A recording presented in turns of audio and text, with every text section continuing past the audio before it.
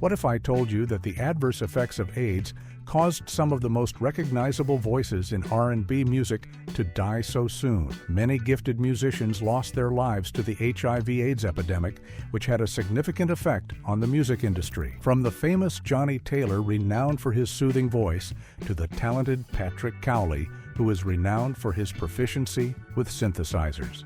Here are 20 R&B stars who died of AIDS. Number 1. Sylvester James Jr. Known for his flamboyant attitude and powerful falsetto voice, Sylvester was a pioneering R&B, disco, and soul singer. He was named Sylvester James Jr. on September 6, 1947, in Los Angeles, California. He had a big influence on the disco and dance music scenes and rose to prominence in the 1970s and 1980s homosexual culture. Sylvester's most well-known songs are You Make Me Feel, Mighty Real, and Dance, Disco Heat from 1978, which both became disco anthems. He gained a loyal fan base by fusing dance beats with expressive, soulful vocals. Much of his distinctive sound was shaped by his tight collaboration with producer and songwriter Patrick Cowley. His musical identity was shaped by his membership in the Hot Band, a local band. In addition, he was a member of the Hot Band and the Sylvester. His love of fusing pop, gospel, and soul music with a strong vocal range was evident in his songs during this time. Many musicians, including Lady Gaga, Diana Ross, and RuPaul, have credited Sylvester as an inspiration. His music had a big impact on mainstream and dance music. He combined disco, gospel, and soul components to create a sound that influenced not only the disco era, but also dance pop's future. On December 16, 1988, Sylvester died of AIDS-related complications. Since he was among the first well-known musicians to pass away from the illness, the outbreak received a lot of attention. His passing and his groundbreaking contributions to queer music made him a representation of the relationship between music and LGBTQ+ culture, as well as the effects of AIDS on the entertainment industry. Number 2. Ronnie Dyson. Dyson joined General Recordings to pursue a solo career following his breakthrough in Hair.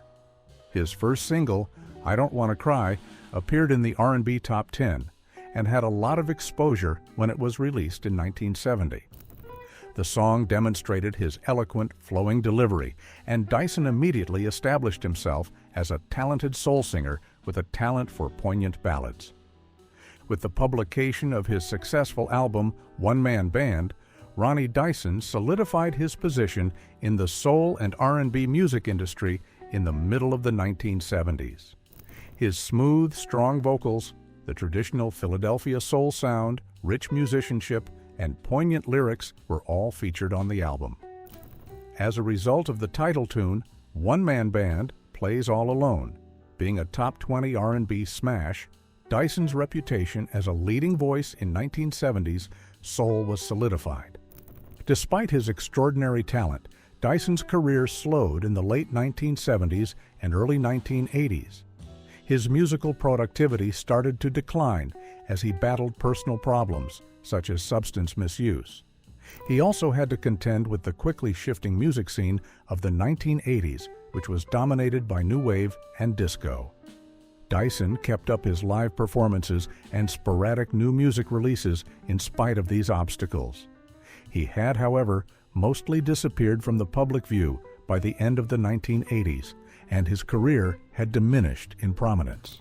On November 10, 1990, Ronnie Dyson passed away tragically soon at the age of 39 due to symptoms associated with AIDS. His passing sparked shock and grief, as it did for many others in the entertainment sector during the AIDS pandemic.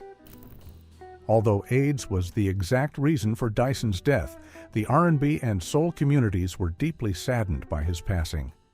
Dyson had battled substance usage in his later years. Number 3. Eric Lynn Wright. In the late 1980s, Eazy-E switched to music. He started recording with an emphasis on real-life experiences after being inspired by his surroundings in Compton. He launched Ruthless Records, one of the most significant hip-hop labels, in 1986, using the money he earned from selling narcotics to finance his musical career. In 1986, Dr. Dre, Ice Cube, MC Ren, DJ Yella, Arabian Prince, and Eazy-E formed NWA, Niggas with Attitude. The group was one of the most controversial and innovative hip-hop artists of all time because of their combination of harsh social commentary and explicit lyrics about life on the streets. Eazy-E began an excellent solo career while still a member of the NWA. The success of his debut solo album, Easy Does It, solidified his standing as a major player in the rap industry. His distinct voice and style were shown in the album's iconic tracks, including We Want Easy and Easier Said Than Done. Eazy-E's Real Motherfucking G's is among the most well-known of the diss tracks that sprang from the conflict. While they eventually made up before Eazy-E's tragic death, the public conflict between the two lasted for years after Dre's Dre Day response. Eazy-E was diagnosed with AIDS at the beginning of 1995. The public was stunned to learn of his diagnosis because it was widely known that Eazy-E had led a high-risk lifestyle. Tragically, he died on March 26, 1995, at the age of 31 from complications connected to AIDS, despite having made his disease public in March 1995. Buckle up as we unveil more talented artists whose life was tragically cut short by the disease. Number 4. Johnnie Taylor. Johnnie Taylor, a well-known soul and R&B singer, was born in Crawfordsville, Arkansas on May 5, 1934. He is renowned for his soothing voice and important contributions to the soul and blues music genres. He developed his voice by singing in church choruses. When Taylor was younger, he relocated to Chicago, where he was exposed to the emerging R&B, gospel, and blues scenes. One of his greatest singles, Who's Making Love, shot to the top of the charts and catapulted Taylor into the public eye. The R&B and soul-infused song highlighted Taylor's expressive vocals. With his famous song, Disco Lady, which became the first record to receive a platinum certification from the RIAA, Taylor saw a new wave of success in the 1970s. The popularity of the song signaled his entry into the disco era and cemented his position in the R&B mainstream. It peaked at number 1 on the Billboard Hot 100, making it a crossover smash. Through the release of albums and songs that appealed to both younger and older listeners, Taylor maintained her fame in the 1980s and 1990s. Songs like I Believe in You, You Believe in Me, Jody's Got Your Girl and Gone, and I'm Not the Same Person are considered classics and part of his legacy, in addition to the hits already mentioned. In the late 1990s, Johnnie Taylor's health started to deteriorate as he battled diabetes and other illnesses. In addition to these problems, AIDS-related complications were also cited as the cause of Taylor's death. His family had allegedly kept his illness a secret, but it was eventually discovered that he had been dealing with consequences from AIDS. Johnnie Taylor died of AIDS-related complications on May 31, 2000, at the age of 66. Number 5. Freddie Mercury. Freddie, who had been playing in a number of bands, met musicians John Deacon, Roger Taylor, and Brian May in the early 1970s, who were also looking for a band.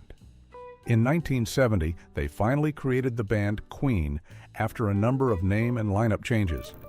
The band's lead singer, Freddie, was first renowned for his amazing piano playing and powerful vocals, but he was also a multi-talented musician who played both piano and songwriting.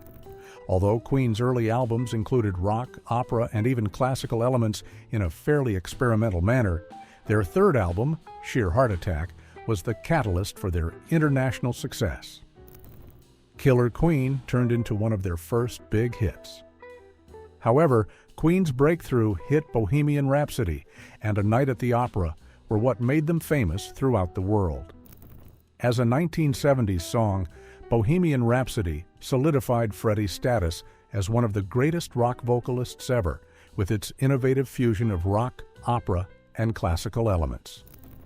We Are the Champions, We Will Rock You, and Somebody to Love were among the additional songs Queen released throughout the ensuing years, all of which showcased Freddie's vocal prowess and stage presence. His charismatic stage appearance, lavish attire, and larger-than-life persona made him famous. Rumors that Freddie's health was deteriorating started to circulate during the late 1980s. Although he had mainly kept the illness a secret for the majority of the years prior, Freddie Mercury made his AIDS diagnosis public in 1991. Freddie was found to have gotten infected with the virus around the middle of the 1980s, when the AIDS pandemic was at its worst. His remarkable public disclosure contributed to the disease's increased awareness. Freddie Mercury passed away on November 24, 1991, at the age of 45, a day after he made his AIDS diagnosis public. His passing sparked condolences from all over the world and raised awareness of the AIDS epidemic. Number 6. Kenny Greene. Growing up in Brooklyn, New York, Kenny Greene was surrounded by music. His growth as an artist was influenced by his early exposure to a variety of musical styles, such as R&B, gospel, and soul. He had already developed his singing abilities by the time he was a teenager, and his musical style was influenced by the R&B songs of the late 1980s and early 1990s. Greene formed Intro with two boyhood friends, Jeff Sanders and Darren D. Johnson, in the early 1990s. At first, the ensemble was impacted by the new jack swing and smooth R&B sounds that were popular at the time. Their vocal arrangements and harmonies distinguished them from other ensembles, and Greene's falsetto and soulful melodies were particularly noteworthy. The calm, sensual ballad, Come Inside, one of their best-known successes, demonstrated Greene's emotional depth and vocal range. Reaching the top of the R&B charts, the song became a mainstay of R&B in the 1990s. Greene's ability to elicit unfiltered emotion and the song's rich harmonies made Funny How Time Flies another smash. It turned into a fan favorite and is still a classic R&B song. Greene was a rising talent, but in the late 1990s, his life took a sad turn. Greene was dealing with HIV/AIDS in private, while his career was at its height. Despite receiving the viral diagnosis, he kept it mostly a secret from the public. Particularly in the African American and music sectors, where musicians frequently faced prejudice or condemnation due to their status, the HIV/AIDS epidemic was still heavily stigmatized at the time. Until his death in 2001, not much was known about Greene's passing. On November 1, 2001, he passed away at the age of 29 due to complications from AIDS. Since many fans and co-workers were not aware of his sickness, his death shocked the music industry. Next up is another talented artist whose career was tragically short-lived. Number 7. Darryl Jamison. Darryl's passion for R&B and soul music, as well as his musical talent, were evident from an early age.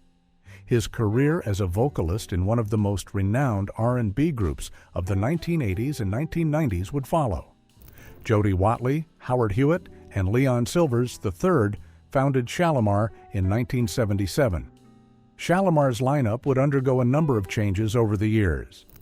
By the early 1990s, when the group started to make a comeback, Darryl Jamison was a vital part of this new Shalimar. The group returned with the album The Look in 1990. Darryl Jamison and Demita Jo were among the fresh faces on the album. The trio had developed a distinctive funk and R&B sound over the years, and Jamison's new vocal presence complemented it. Their music fit perfectly with the then-popular new jack swing trend, which fused conventional R&B with production and sounds influenced by hip-hop. Jamison was one of the lead vocalists in Shalimar's 1990s lineup, which was attempting to modernize their style to suit the emerging R&B genre. Although the group had a number of successful songs in the 1970s and 1980s, the early 1990s saw a change in the music industry as hip-hop and new jack swing gained popularity. The music on the album The Look showcased Shalimar's attempt to incorporate these new inspirations into their iconic funk style. Although it was a significant period of his career, Jamison's relationship with Shalamar was tragically cut short due to his health. According to reports, Darryl Jamison died in 2002 from problems associated with AIDS. Many people were not aware of his fight with HIV at the time of his death, since he had kept his diagnosis a secret. At the time of his death, he was only in his early 30s. Number 8, Toni Scott. Although there isn't much information available regarding Toni Scott's early years, she was renowned as a gifted and driven R&B singer. Her musical career started in the late 1980s when she joined Seduction, a well-known freestyle R&B group that was renowned for its lively dance rhythms and memorable hooks. Her participation in the ensemble was essential to their success at the pinnacle of their career. Seduction gained popularity for its dance pop and freestyle sound after being created in the late 1980s. Several of the group's hits, including Two to Make It Right, which peaked at number 1 in the R&B and dance charts, helped them reach success. They drew a lot of inspiration from the freestyle music genre, which blended smooth R&B vocals with dance beats. Their most popular tune, Two to Make It Right, peaked at number 2 on the Hot Dance Club Play chart and became an anthem in dance clubs. It was also a major smash on Billboard's Hot 100. Seduction's position in the freestyle music scene was strengthened when the song, which was a turning point for the group, was regularly played on radio stations. Toni Scott's life was tragically cut short when she died of complications related to AIDS in 1994. When she passed away, she was just in her early 30s. Scott's fight with AIDS was kept secret, as was the case with many artists impacted by the epidemic in the 1980s and 1990s, and she died before the public was widely aware of her illness. Number 9. Dennis Conner. Dennis was impacted by the vibrant musical culture of his birthplace and developed a deep love for music from a young age. In the early 1990s, Conner joined his boyhood pals, Timothy "Tim" Gates and Daryl "Screwy" Robinson, to form the band H-Town. The duo immediately established a reputation in the music industry thanks to their silky R&B vocals, which combined elements of pop, soul, and New Jack Swing. When H-Town signed with Luke Records and put out their first album, H-Town, it was their big break. The group's most well-known single, Knockin' Da Boots, became a huge smash, peaking at number 10 on the Billboard Hot 100 and establishing them as one of the top R&B acts of the era. The song became an enduring classic in R&B music thanks to its silky sound and sultry lyrics, which helped define the genre in the early 1990s. A follow-up album, Fever for Da Flavor, which also included a number of songs, contributed to H-Town's sustained success. Both R&B and hip-hop fans loved the group's mix of slow jams, deep ballads, and energetic dance numbers. They were frequently compared to other modern groups like Jodeci and Boyz II Men. Unfortunately, tragedy occurred just as the group appeared to be nearing the pinnacle of their career. Dennis "Dino" Conner passed away tragically in 1993. At the age of 26, he died on October 22, 1993. The R&B community was devastated by the death, which was ultimately determined to be caused by problems related to AIDS. Number 10. Phyllis Hyman.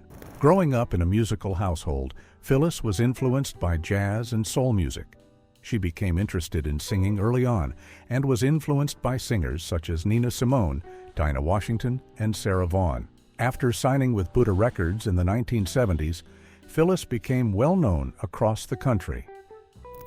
Phyllis Hyman, her debut album, featured the smash song Loving You, Losing You, which peaked at number 1 on the R&B charts.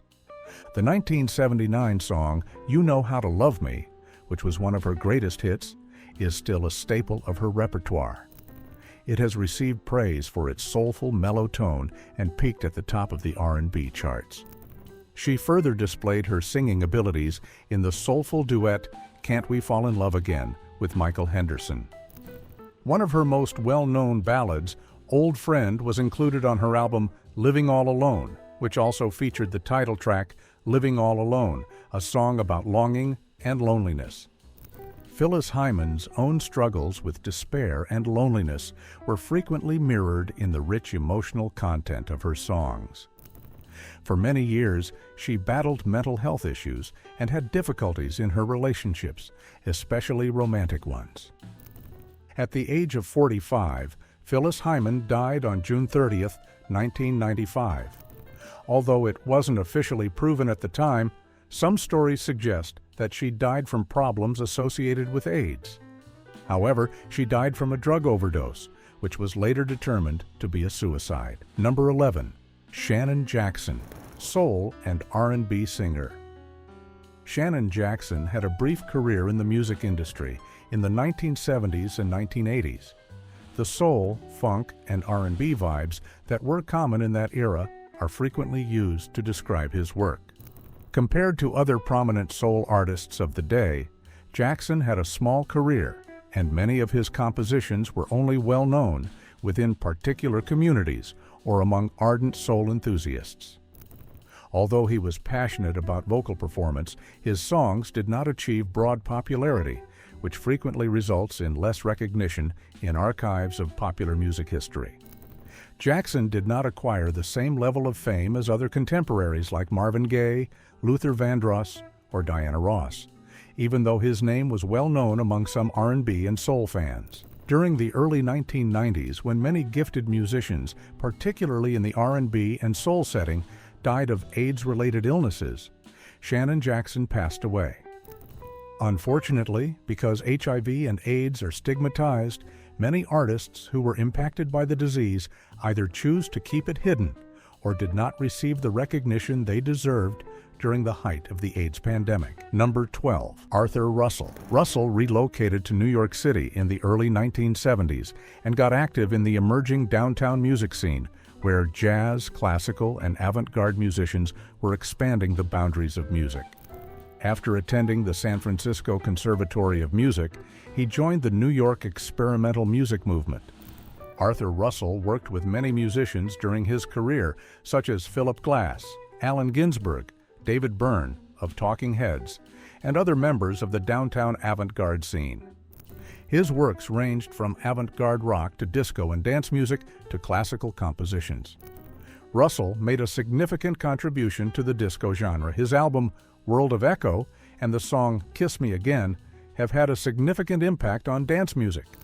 Some of his most famous dance singles, including Go Bang and Is It All Over My Face, were the result of his partnership with the renowned Bobby O in the 1980s. These songs combined the new electronic music genres with disco and funk. Russell was able to experiment with unusual forms because of his classical expertise. His use of string instruments, delicate beats, and his unique voice in World of Echo is a great illustration of his avant-garde style. His instrumentals are praised for their meticulous musical layering and opulent, minimalistic aesthetic. On April 4, 1992, Arthur Russell passed away at the age of 40. His death was ascribed to AIDS-related problems. HIV was the cause of his death. He was diagnosed with the virus in the late 1980s. Next up is a gay whose sexuality is often reflected in his music. Number 13. Patrick Cowley. In the mid-1970s, Cowley relocated to San Francisco, where he soon joined the emerging disco scene. He contributed to the development of the disco sound by working as a producer and session musician for a number of musicians. Cowley is renowned for his proficiency with synthesizers, and his music was one of the first to use electronic instruments in disco and dance music. Early electronic dance music and high NRG were greatly impacted by his innovative usage of synthesizers, sequencers, and drum machines. Among Cowley's most well-known songs, Menergy turned into a dance floor hit and is regarded as one of the best high NRG songs of the early 1980s. The song was critically acclaimed for its avant-garde sound and became an international smash in dance clubs. Megatron Man is considered to be one of the classic high NRG songs and is another huge hit. His passion for futuristic concepts and catchy dance sounds are combined in this song. Patrick Cowley was diagnosed with AIDS in the early 1980s, a time when our understanding of the disease was still developing. Cowley's deteriorating health was quite private, and because HIV/AIDS was still stigmatized at the time, many LGBTQ+ artists who had the illness kept it a secret. Cowley was about to achieve even more success when he passed away on November 12, 1982, at the age of 31. Number 14. Ofra Haza. Haza began performing as a teenager and quickly became well known in Israel's music scene. Her big break came in the late 1970s when she took part in the Israeli Song Festival. Haza's early musical education was based on the traditional songs of her Yemeni Jewish heritage. Ofra Haza rose to popularity in 1983 after her song Abba Nibi, which won the Israeli Song Festival, became her first big hit.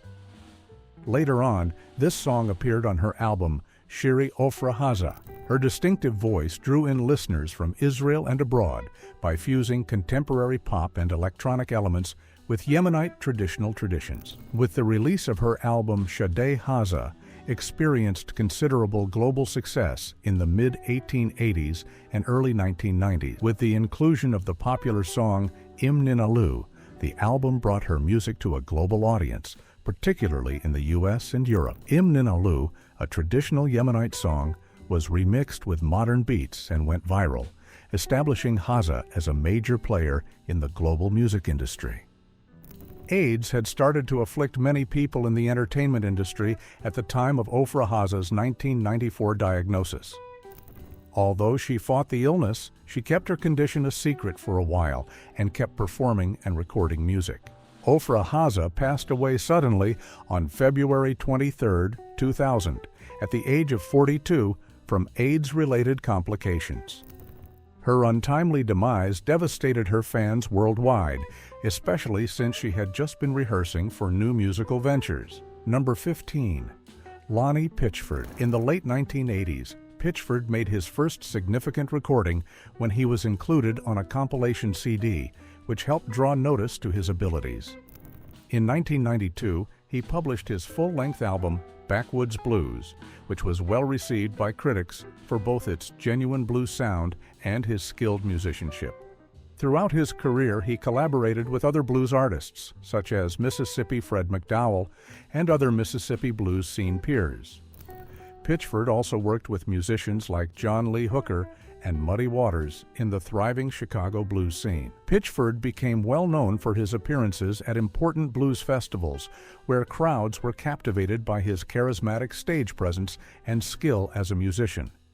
He captured the spirit of classic Delta blues with his unvarnished and impactful performances. Sadly, Lonnie Pitchford's career was cut short when he passed away in 1998 at the age of 46 from complications associated with AIDS. Being one of the few surviving ties to the Delta blues lineage, his departure was a huge loss to the blues community. Number 16. Klaus Nomi. Nomi took on a variety of odd occupations when he first arrived in New York before settling into the downtown arts community. Initially working with avant-garde musicians and artists, he soon established himself as a theatrical performer capable of fusing experimental music and opera with the new wave and punk movements. One essential component of Nomi's talent was his voice. His music had an ethereal, even cosmic aspect due to his countertenor voice, a high male voice type that uses falsetto. He had a unique voice that was both operatic and new wave because of his vocal style and the future, electronic tones of the songs he performed. Nomi became well known in the late 1970s thanks to his appearances at legendary locations that were essential to the punk and new wave movements, like CBGB and the Mud Club in New York. In stark contrast to the punk rock and post-punk artists of the day, he stood out from the crowd with his theatrical operatic approach to the music. Tragically, the AIDS epidemic ended Klaus Nomi's life and career. After receiving an AIDS diagnosis in the early 1980s, his health quickly declined. He passed away at the age of 39 on August 6, 1983, right when he was becoming more famous. Number 17. Renato Russo. In the early 1980s, Renato Russo, Dado Villalobos, guitar, Marcelo Bonfá, drums, and Renato Ladeira, keyboards, created the rock group Legião Urbana in Brasília. In Brazil, particularly throughout the 1980s and 1990s, the band rose to prominence and influence. Their music was distinguished by Russo's emotionally intense lyrics, which frequently expressed social criticism as well as introspection. Renato Russo had a unique, strong voice with a broad emotional range that could express both passion and tenderness. He was well known for giving his all to each song during his impassioned, frequently therapeutic live performances. Fans of Brazilian music created a mystique around his stage persona. Numerous musical genres such as rock, punk, and Brazilian traditional music served as inspiration for Renato Russo. His distinctive sound was influenced by his exposure to worldwide performers such as the Rolling Stones, David Bowie, and the Beatles, as well as his admiration for Brazilian MPB, Música Popular Brasileira, musicians Gilberto Gil and Caetano Veloso. Around the middle of the 1990s, Russo's health started to decline. In the early 1990s, he received an AIDS diagnosis, but for a while, he kept it a secret. Despite being noticeably weaker in the last years of his career, his deteriorating health did not prevent him from performing and writing songs. On October 11, 1996, at the age of 36, he died of AIDS-related complications. Number 18, Peter Allen. In order to further his musical career, Allen relocated to Sydney when he was just a teenager. He began playing in neighborhood clubs and soon gained recognition for his captivating performances and openness to expressing himself musically. Allen contributed to the success of several musical projects and penned songs for other musicians during the 1960s and 1970s. His ability to write catchy, emotionally charged pop songs that connected with audiences was a particularly strong suit for his songwriting abilities. One of his most well-known songs is I Honestly Love You, which Allen co-wrote and was a hit for Olivia Newton-John in 1974. He became a well-known songwriter throughout the world because of this song.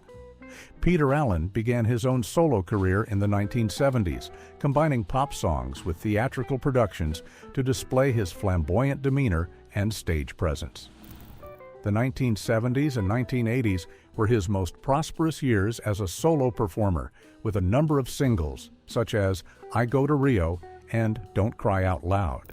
Allen and his supporters suffered a terrible blow when he was diagnosed with AIDS in the late 1980s. After first keeping his diagnosis a secret, he finally became one of the first well-known people to discuss it openly. At the age of 48, Peter Allen died of complications from AIDS on June 18, 1992, in San Diego, California. The music and theater industries were shocked by his passing, and fans, musicians, and artists who understood his enormous influence on the music industry began to pay their respects. Number 19. Fela Kuti. Afrobeat is a genre that was formed in the late 1960s and early 1970s and is credited to Fela Kuti. Highlife, funk, jazz, and indigenous African rhythms are all blended with socially conscious lyrics that criticize social injustice, governmental corruption, and violations of human rights. He frequently used polyrhythmic percussion, stacked horn parts, intricate rhythms, and extended improvised instrumental periods in his compositions. Fela started the band Africa 70 in the early 1970s, and it served as a platform for his innovative musical concepts. Fela's band was well known for its upbeat and innovative performances, which frequently included lengthy instrumental solos, strong rhythms, and horn sections. His politically charged Afrobeat music was performed by another band, Egypt 80, which he founded later in his career. The impact of Fela Kuti was felt much beyond Africa. His music was accepted by listeners worldwide, and he brought Afrobeat to the world's attention. Numerous musicians in genres like hip-hop, jazz, funk, and world music were impacted by his creations. Kuti has been mentioned as a significant influence by musicians such as Paul Simon, David Byrne of Talking Heads, and Tony Allen, Fela's longtime drummer. Fela Kuti's lifestyle, which included excessive drinking and smoking as well as stress from his conflicts with the Nigerian government, had a toll on his health in his final years. Fela's health kept deteriorating when he received an AIDS diagnosis in the 1990s. He passed away on August 2, 1997, at the age of 58, following disease-related complications. Number 20. Ricky Wilson. Beehive hairstyles worn by band members served as the inspiration for the B-52's name when they were created in 1976. Wilson joined his sister Cindy Wilson, Fred Schneider, Keith Strickland, and Kate Pearson as founding members. The band's unique sound included dance, punk, pop, and rock elements. Rock Lobster, their debut single, became an underground smash right away. The B-52s gained recognition for their upbeat live performances and oddball, enjoyable tunes that frequently featured humor, campy nostalgia, and kitsch themes. In the early 1980s, Ricky Wilson received an AIDS diagnosis. There was a great deal of dread and shame associated with the illness at this time, and the virus was not as well known. Sadly, the singer kept his diagnosis a secret for some time, but he finally rose to prominence as one of the first well-known musicians to openly fight against AIDS. Ricky Wilson died of AIDS-related complications on February 12, 1985, at the age of 39. The B-52s were at the pinnacle of their fame and impact, therefore his passing was a great loss to the music industry. Although Wilson's death created a vacuum in the band, the B-52s carried on recording and performing. To uncover more intriguing stories among Hollywood celebrities, don't forget to hit subscribe, and I'll catch you in the next one.